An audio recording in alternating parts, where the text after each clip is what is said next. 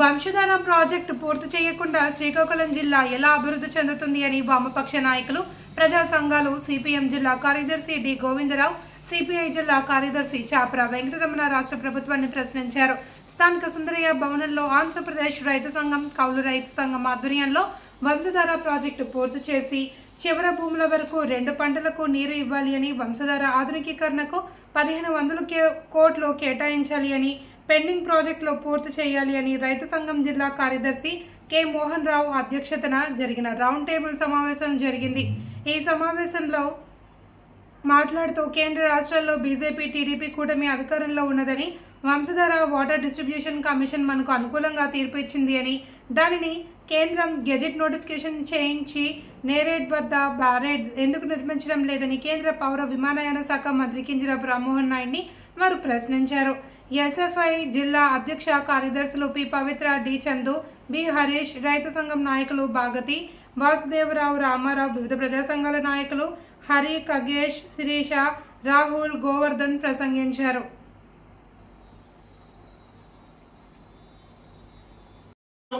Reservoir పూర్తి చేయకుండా శ్రీకాకుళం అభివృద్ధి అనేది అసాధ్యం. వంశధార నదికి సంబంధించి కానీ రిజర్వాయర్ పూర్తి చేసి శ్రీకాకుళం జిల్లాకి 2 పంటలకు కానీ నీరిస్తే ఈరోజు శ్రీకాకుళం జిల్లాలో ఈరోజు సంవత్సరానికి 2000 కోట్ల రూపాయలు ఆదాయం వస్తుంది. తద్వారా ప్రజలు కొనుగోలు శక్తి పెరుగుతుంది, తద్వారా అనుబంధ పరిశ్రమలు వస్తాయి. ఆ విధంగా ఉపాధి వస్తుంది, వలసలు నివారించబడుతుంది. ఈ రోజు కానీ 2 పంటల నీరుకి చివరి భూముల వరకు కానీ నీరిస్తే ఈ శ్రీకాకుళం జిల్లా గోదావరి, కృష్ణా జిల్లాలతో సమానంగా అభివృద్ధి అవుతుంది. కానీ ఈ రోజు వంశధారకు సంబంధించి ఈ రోజు అభివృద్ధి అనేది చేయడం లేదు, నిధులు కేటాయించడం లేదు. ఈ రోజు నిధులు కేటాయించడం వల్ల ఈ శ్రీకాకుళం జిల్లా వెనుకబడిపోయి ఉంది. ఈ రోజు గతంలోనే మనకు వంశధార ట్రిబ్యునల్ తీర్పిచ్చింది, మీరు నేరేడు దగ్గర బ్యారేజ్ నిర్మించుకోండి అని చెప్పి. ఇవాళ కేంద్రంలో బీజేపీ ఉంది, రాష్ట్రంలో ఉంది, తెలుగుదేశం ఉంది, అక్కడ ఒరిస్సాలో బీజేపీ ఉంది, ఈ కూటమి ప్రభుత్వం అధికారంలో ఉంది. మీరు గజెట్ నోటిఫికేషన్ చేసి ఎందుకు నేరేడు బ్యారేజ్ నిర్మాణం చేపట్టలేదని చెప్పి మేము కేంద్ర మంత్రి రామ్మోహన్ నాయుడు గారిని ఇవాళ మేము ప్రశ్నిస్తున్నాం. మీరు వెంటనే గజెట్ నోటిఫికేషన్ కేంద్ర ప్రభుత్వంతో వేయించి అక్కడ నేరేడు బ్యారేజ్ నిర్మించి ఇవాళ వంశధార రిజర్వాయర్ మీరు 2 పంటలకి నీరు ఇవ్వాలని కోరుతున్నాం. అది కానీ లేకపోతే ఇవాళ నేరేడు బ్యారేజ్ నిర్మాణం జరగకపోతే మొత్తం అదొక పెద్ద చెరువుగా మిగిలిపోతుంది. ఈవేళ అనేక మంది ఆత్మ త్యాగాలతో నిర్మించిన ఈ రిజర్వాయర్ ఒక పెద్ద చెరువుగా మారిపోతుంది.